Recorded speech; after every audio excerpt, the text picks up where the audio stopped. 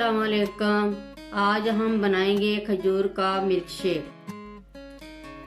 इसके लिए जो हमें चीज़ें चाहिए, 200 ग्राम हमने खजूरें ले ली हैं और 100 ग्राम चीनी। ये खजूर से हमने गुठलियां निकाल ली थी। अब हम इसमें ऐड करेंगे 3 अदद केले। वजन में ये आधा किलो है, 500 ग्राम। ये हमने आधा किलो केले ऐड कर दिए हैं। अब हम इनको ग्राइंड कर लेंगे। अब हम इसमें ऐड करेंगे 1 लीटर दूध।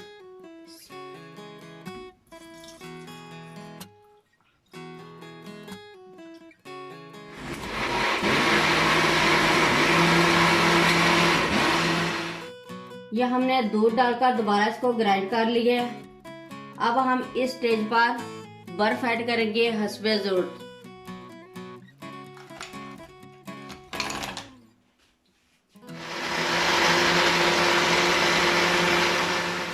ये हमारा खजूर का मिल्क शेक तैयार हो गया। अब हम सर्व करते हैं।